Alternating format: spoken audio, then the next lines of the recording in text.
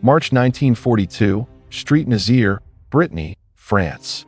A thin mist rolls across the Loire estuary, wrapping the harbor in a silver haze. Inside the vast submarine pens, colossal bunkers of concrete up to 7 meters thick, German engineers inspect what Adolf Hitler had called the Fortress of the Atlantic. Constructed by Organisation Todt, these pens at St. Nazaire were built to shield the Kriegsmarine's U-boat fleet from Allied air attacks. Even the most powerful British bombs of 1942 could not penetrate its reinforced roof. At the far end of the port stood the Normandy dock, one of the largest dry docks in the world. Before the war, it had serviced the French ocean liner SS Normandy. Under German occupation, it represented a potential repair base for the battleship Tirpitz, the pride of the Kriegsmarine. If Tirpitz ever broke into the Atlantic, she could devastate Allied convoys. The Royal Navy knew that as long as Street Nazaire remained intact, the German surface fleet held a deadly advantage. From the air, reconnaissance photographs taken by RAF Coastal Command revealed a labyrinth of defenses, heavy anti-aircraft batteries, torpedo nets, and concrete bunkers lining every approach. The port was manned by the 333rd Naval Artillery Battalion, 280th Naval Flak Battalion, and units of the 22nd Naval Base Command. On land, German infantry from the 333rd Infantry Division maintained patrols day and night. Meanwhile, in London, the British Combined Operations Headquarters, under Vice Admiral Lord Louis Mountbatten, studied those same photographs. Destroying the Normandy dock could trap any major German warship in northern waters, removing the Atlantic threat. Aerial bombing had failed repeatedly. Only one plan remained: a direct assault from the sea. The concept came from Lieutenant Commander Robert Ryder, a seasoned Royal Navy officer, and Commander John Hughes Hallett, the Naval Planning Director. Their proposal: ram an obsolete destroyer, packed with explosives, straight into the dock gates. It would detonate hours later, destroying the lock and rendering the dock useless. The selected vessel was HMS Campbeltown, a worn U.S. Navy destroyer of the Wicks class transferred under Lend-Lease. Her thin hull and outdated machinery made her expendable, but her speed and narrow frame suited the mission perfectly. Engineers at Devonport Dockyard began modifying her, removing excess equipment, reinforcing her bow, and filling the forward compartments with over 4.5 tons of amytal concealed beneath concrete and steel plating. The charge would be detonated by a delayed fuse, giving the assault team time to withdraw to maintain surprise. Campbeltown was altered to resemble a German Mao-class torpedo boat, complete with false gun mounts and a raised bridge. The operation was given the code name Chariot. For the men who would carry it out, commandos from No. 2 Commando, supported by detachments from numbers 1, 3, 4, 5, 9, and 12 Commando. The mission briefing was blunt. Survival chances were minimal. Yet volunteers came forward in numbers far beyond what was required. Many were veterans of earlier raids on Lofoten and Viagsø in Norway. They understood the risks. Each man memorized his objective: destroy fuel tanks, power stations, and pumping houses around the dock once Campbeltown had rammed the gates. Evacuation would be by motor launches, MLs, waiting in the river. Air cover from RAF Bomber Command would distract the German defenders during the approach. By mid-March 1942, the plan was finalized. 622 men, comprising naval crews, engineers, and commandos, would embark from Falmouth, Cornwall. Their destination: a harbor 400 miles away, deep inside occupied France.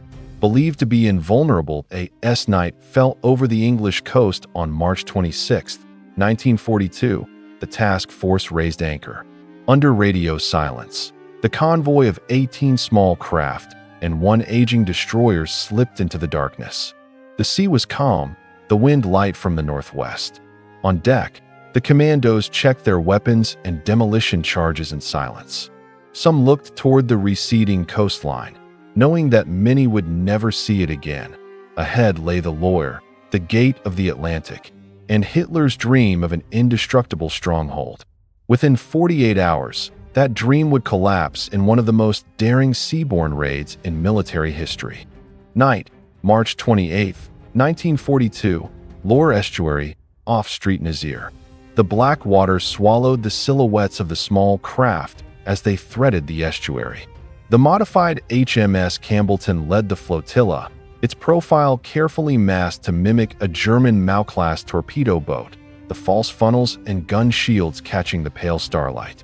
Around her, motor launches and two coastal motorboats hugged the destroyer's wake. Aboard each, men moved with the economy of rehearsed motion. Packs were checked, Thompson submachine guns inspected, limpet charges and satchel charges distributed and double-checked. The sea was deceptively calm. Only the low thump of engines and the slap of water against hulls broke the night sounds. Navigation was by compass and dead reckoning, guided by the faint glow of shore lights that the Germans, in a rare lapse, had left visible. As the task force closed, lookouts trained on the silhouette of the Normandy dock, the massive concrete mouths of the submarine, pins visible as darker cuts against the night horizon. Sterns of tugs and cargo sheds formed a jagged skyline. On Campbeltown's bridge, officers called out bearings and distances, voices barely above a whisper d'été approximately shortly after 1 o'clock local time. The flotilla encountered the first German patrols. A pair of E-boats turned toward the approaching vessels. The British answered with controlled fire. The screams of tracer and the staccato of small arms split the night, but the primary objective remained unchanged. Push Campbeltown into the Normandy dock and let the hidden demolition do its work. The raid's land parties, commandos whose formation had practiced demolitions and close-quarters fighting, prepared to disembark. Their plan required them to scale the quays and neutralize key installations, power stations, pumping houses, and fuel depots that would otherwise restore the dock's functionality. Every man knew his sector. Number 2 Commando, Number 1 and Number 6 Commandos among them, had precise targets and narrow time windows. Radios were limited and silence prized. Success depended on timing and the element of surprise that AS Campbeltown surged forward. A sudden flare of searchlights swept the water. The Germans were awake. Anti-aircraft batteries at Pointe de Chamoulin and the flak positions along the quays opened up, their shells arching and bursting above the assault. Machine gun fire stitched the dark. Several of the smaller craft were hit and went to pieces close to shore. Explosions lit up the concrete pins briefly, revealing scars and the immovable scale of the German engineering. Despite the fire, Campbeltown held her course. At the moment of impact, the destroyer struck the dock gate with crushing force. Metal screamed, timbers and steel yielded. The ship wedged into the entrance. The forward charge, its presence known to only a handful of officers, was locked and its delay mechanism engaged. The ramming was deliberate and irreversible. Once Campbeltown hit the gates, she became, for all practical purposes, a sealed battery of explosives in the heart of an enemy installation. Simultaneously, the commandos rushed ashore in small, chaotic bursts. Scaling ropes were thrown up against the quay walls. Men surged through barbed wire and splintered timber. Their objectives were surgical: remove pumps, sever electricity conduits, and destroy the hydraulic machinery that operated the dock. Fighting was close and noisy but short. Many German defenders were caught unprepared by the audacity of the landing. Where resistance hardened, the commandos used grenades and explosive charges specifically designed to immobilize heavy machinery without creating excessive destruction to surrounding civil structures, the shoreline. Motor launches hustled to collect men who could be evacuated. Some brought back wounded, some returned empty. A number of the crews who had accompanied Campbeltown stayed aboard to ensure the ship remained in position. Throughout the raid, timing was the invisible hand guiding every action. The delayed charge hidden beneath Campbeltown's bow would detonate later, and the escape window for many hinged on that single interval, by first light. The raid had achieved what none of the planners in London had believed possible by bombing alone. The Normandy dock lay in jeopardy, the Campbeltown lodged in its gate, and key dockside services were smoldering or torn apart. Yet victory came with cost. Men were missing, several craft had been lost, and many of those taken ashore found themselves cut off by German counteraction. The raid that had begun as a precise instrument of naval sabotage had become, in those final hours, a test of endurance and improvisation for those who remained. Early morning, March 28, 1942, St. Nazaire. As dawn began to break over the Loire, the first gray light revealed the sheer audacity of what had taken place. The destroyer HMS Campbeltown lay half-buried in the shattered dock gate, her bows twisted upward, the Royal Navy's white ensign still flying defiantly from her mast. For German observers, the sight was baffling. They believed she was a damaged German ship seeking refuge. Only later would they understand the true purpose of her presence. Along the quays, the commandos of No. 2 Commando, supported by engineers and demolition teams, pressed forward through smoke and the confusion of battle. Their tasks were precise. One team led by Lieutenant Roderick Roddy Lees moved toward the dock pumping house, placing timed demolition charges on the massive engines that powered the caisson gates. Another team, under Lieutenant Commander Bill Pritchard, advanced toward the winding houses controlling the bridge and lock machinery. Each move was coordinated to cripple the port's key operations without unnecessary destruction to surrounding civilian areas. Communication lines had long been cut, forcing the commandos to rely on hand signals and shouted orders amid the growing noise of counterfire. German gunners from Marine Flak Abteilung 280, manning twin 20mm and 37mm batteries on the rooftops, poured fire into the dock area. Yet the British raiders, many carrying nothing more than submachine guns and demolition satchels, advanced systematically, shielding one another as they set their charges at the power station. A small unit led by Captain Donald Roy reached its objective under continuous fire. They successfully destroyed the main transformers, throwing much of the port's electrical grid into darkness. Nearby, Lieutenant Bob Burt's section neutralized the pumping station with expertly placed charges, later noted by German engineers as the most precisely executed demolition of the entire raid. By 3:30 a.m., resistance stiffened. German reinforcements from Infantry Regiment 333 moved in from the town, sealing off the main quays. Commandos attempting to regroup at the river's edge found their evacuation routes blocked. Motor Launch 268, among those assigned to extract the shore parties, had been destroyed by concentrated gunfire from the southern bank. Flames flickered across the estuary as several boats burned, turning the river into a corridor of light. From the bridge of Campbeltown, Commander Robert Ryder surveyed the chaos and realized the full danger. Escape for many was now impossible. He gave the order for any remaining small craft to withdraw if they could. Many did not. Commandos who remained behind took up defensive positions within warehouses and around the dry dock itself, holding until their ammunition ran out. The discipline of the force never faltered. Each man continued his assigned demolition, even when the sound of German heavy weapons grew closer. Back at the dock gates, the Germans had begun to explore the damaged Campbeltown. Officers from Schnellboot Flottle 5 and U-Boot Basis Street Nazaire boarded her, curious about the vessel that had rammed their dock. They found her hull packed with unfamiliar metal and wiring, but failed to recognize it for what it was, a concealed time fuse linked to over 4 tons of explosives hidden in the forward hold. Thinking the ship a wrecked enemy destroyer, they allowed workers and guards to crowd around it for inspection. By dawn, most of the surviving commandos had exhausted their ammunition. Some groups, including those led by Major Bill Copeland and Lieutenant Colonel Charles Newman, realized resistance was futile. To prevent further loss of life, they ordered surrender. The remaining men were taken prisoner, many suffering wounds but treated in accordance with the conventions of war by German medical personnel.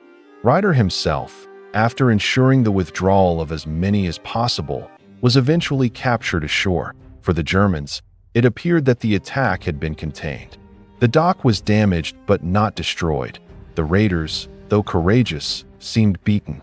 Officers inspected Campbeltown repeatedly, unaware that the detonator within its hull continued to tick down toward the moment that would erase Hitler's invincible fortress. Unbeknown to them, the real explosion of Operation Chariot had not yet begun. Late morning, March 28, 1942, St. Nazaire. Sunlight filtered through the haze above the Loire estuary, revealing a scene of apparent calm after hours of fierce fighting. Smoke still drifted across the dockyard. German troops and naval personnel moved methodically through the ruins, collecting weapons, tending to the wounded, and escorting captured commandos to temporary holding areas near the submarine pens to the occupying garrison. It seemed the attack was over. The British had been repelled. The docks were scarred but still standing. Officers of the Kriegsmarine's 7th U-boat flotilla walked among the debris, discussing how quickly repairs could begin. The destroyer lodged in the dock gate. HMS Campbeltown remained upright and still, her bow embedded deep in the caisson doors. Around 11 a.m., German engineers and soldiers gathered on the gangway and along the dock gate to inspect the damage. Photographs were taken, and a number of high-ranking officers toured the site, including members of the St. Nazaire Naval Command and the Harbor Master's office. None suspected that within the ship's forward section, a sophisticated British delayed-action fuse, set by Lieutenant Nigel Tibbets, Royal Navy, was nearing the end of its 8-hour timer.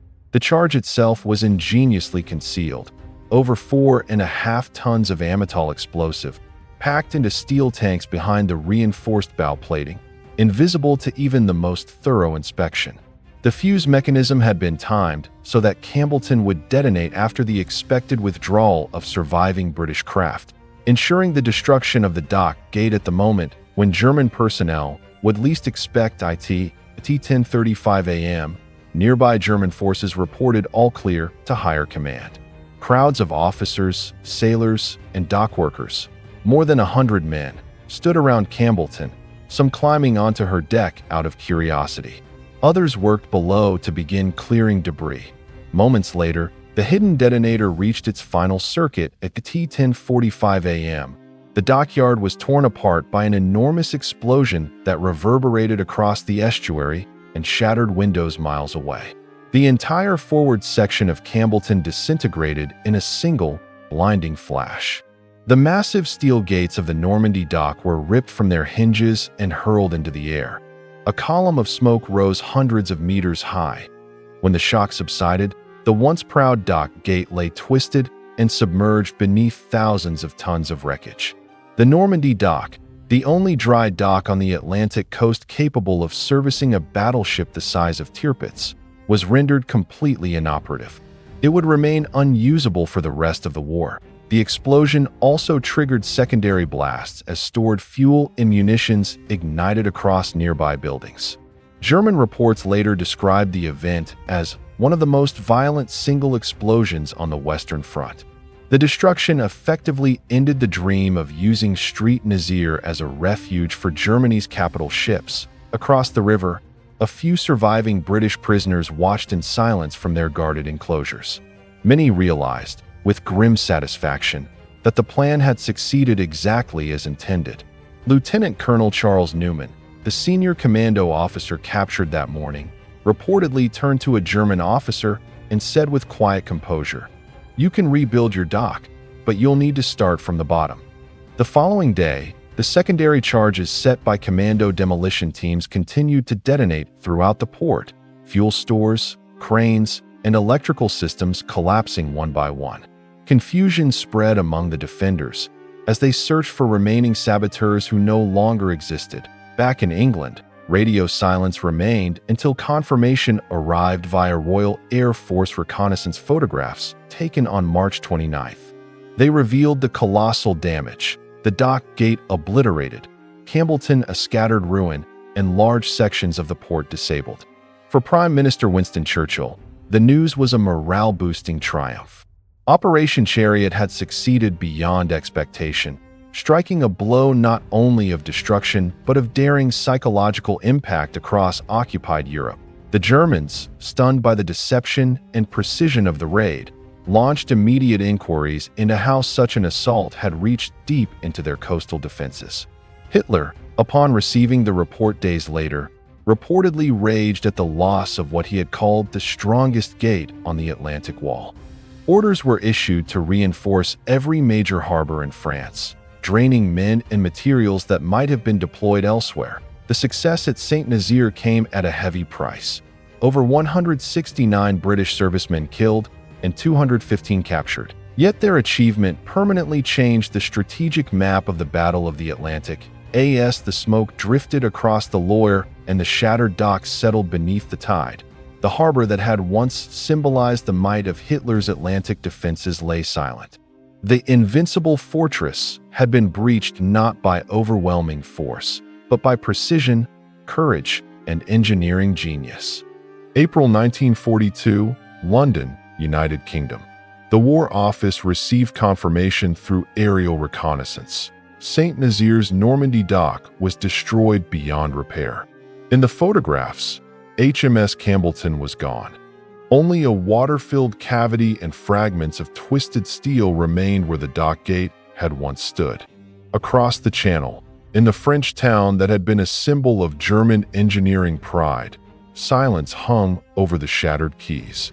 The port's massive dry dock, Hitler's Atlantic stronghold, was finished for the Royal Navy and Combined Operations Command.